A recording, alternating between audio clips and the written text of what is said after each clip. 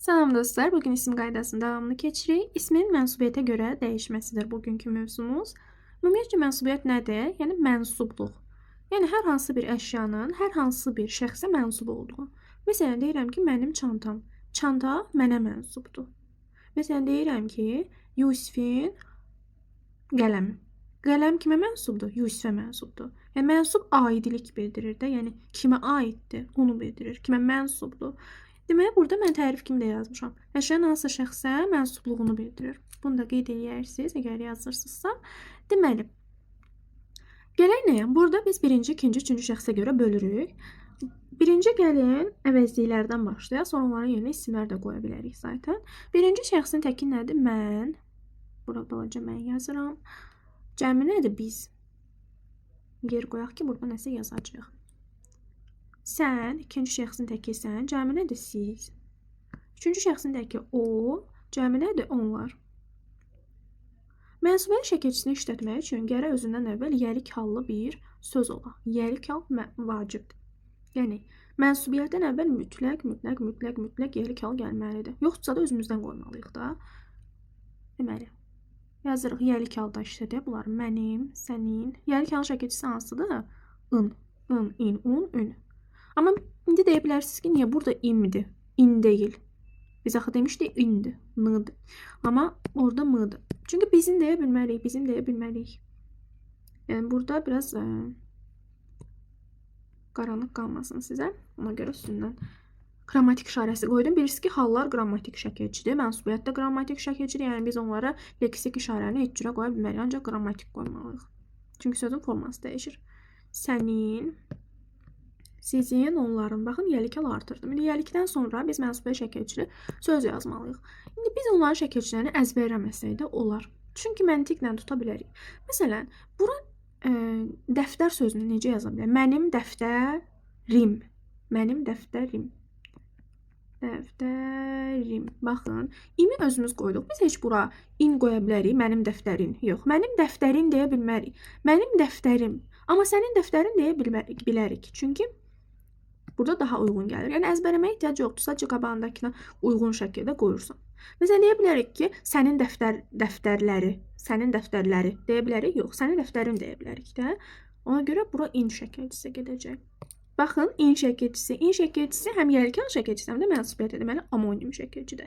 Eyni zamanda in şəkilçisi feildən isim düzəldən şəkilçidir, həm də leksik şəkilçidir. Məsələn, deyirəm ki, əkin sahəsi. Əkin. Nə? Gördünüz? İsimdən, feildən isim yaratdıq.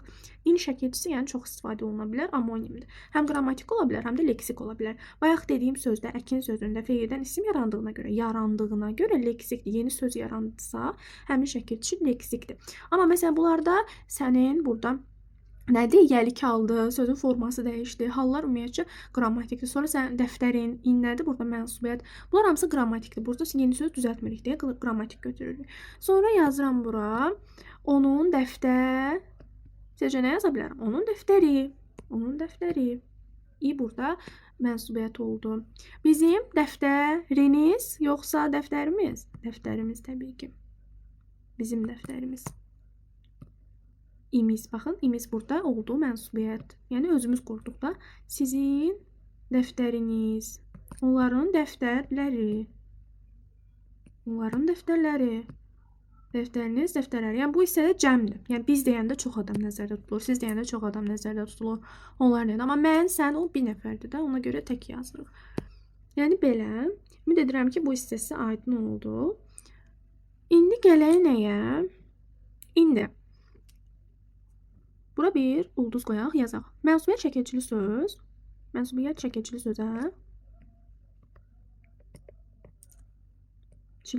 hal şəkilçisi artıra bilərik.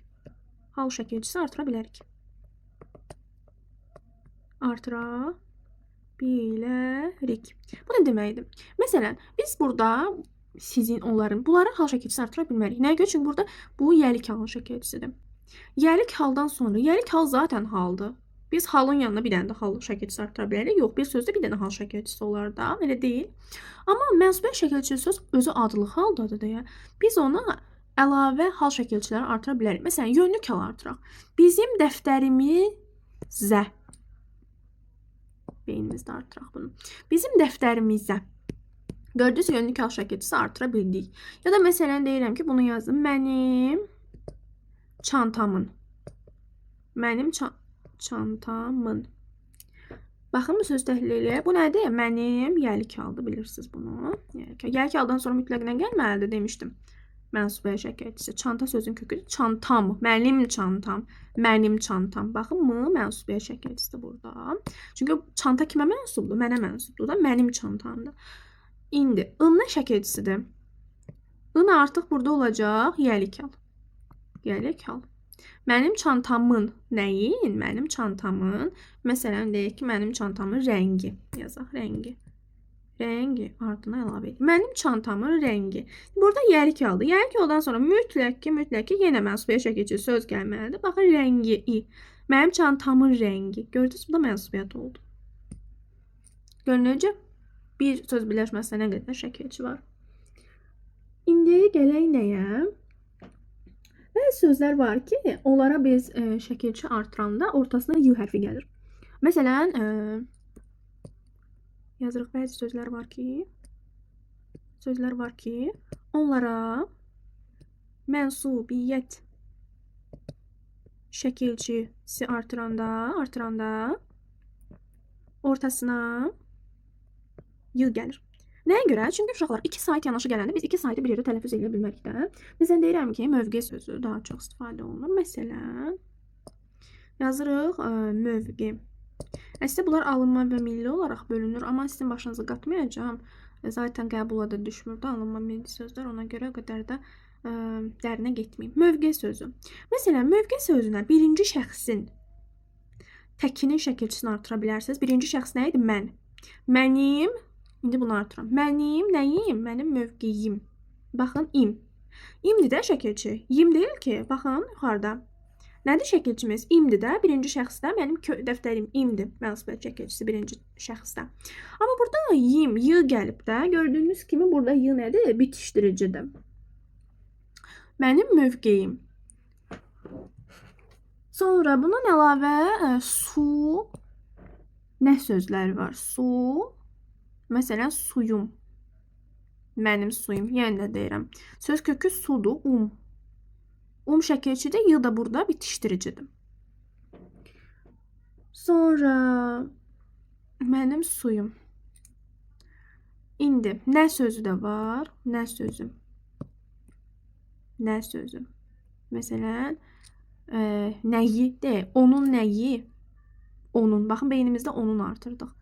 Beynimizdə. Onun, nədir? Yəlikdir. Yəlikdən sonra nə gəlməlidir? Mütləq ki, mənsubiyyət gəlməlidir. Onun nəyi?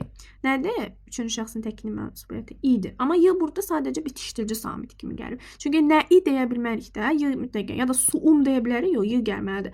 Mövqeim deyə bilərik, yox, y gəlməlidir. Yəni, burada bitişdiricidir bunlar. İstəyirsə belə də eləyə bilərsiniz. Aha. Tamam. İndi nəyə baxaq?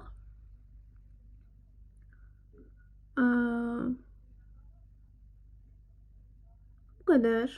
Məncə elə çətin bir şey yoxdur. Yəni, yəlik halda özündən sonra mənsubiyyət gəlməlidir də mütləq. Sonra gələk nəyə? Təsirli kalla qarışdırmağa. Çox uşaq təsirli kalla qarışdırır. Yazıram. Mənsubiyyəti. Təsirli kalla qarışdırmaq olmaz. Halla qarışdırmaq olmaz. Olmaz. Bura bir ulduz kimi çəkək ki, bir dənə də belə nida qoyaq ki, diqqətlə baxaq, diqqətlə yanaşaq buna. Çünki şəkilçiləri bir-birinə oxşar. Baxın, burada nəyi? İ həm də təsirli kalın şəkilçisidir. Məsələn, deyirəm ki, bir cümlə yazım. Qələmi mənə ver. Qələmi ver. Qələmi ver. Nədir burada i? Təsirli kaldı da. Niyə görə təsirli kaldı? Çünki özündən əvvəl yəlik al şəkilçisi qoya bilmərik. Axı dedik, mənsubiyyət olsa özündən əvvəl yəlik olmalıdır. Məsələn, deyirəm ki, onun qələmi mənə ver. Onun qələmi mənə ver deyə bilərik. Onun qələmini mənə ver deyərik də. Deməli, biz burada onun, mənim, sənin heç cür artıra bilmərik. Artıra bilmədiyimiz üçün bu mənsubiyyət deyil. Gərək yəlik artıraq ki, o mənsubiyyət olsun. Biz bunu artıra bilmirik deyə bu olur təsirlik hal. Yazırıq təsirlik hal. İndi yazıram ki, qələmi yaşıldır. Yazıram ki, qələmi yaşıldır. Nə yaşıldır? Deyirəm nəyi yaşıldır? Nəyi yaşıl deyə bilərik? Yox, nə yaşıl deyə bilərik də. Çünki mənsubiyyət şəkilçisi sözün sualı nə deməkdir də, nə?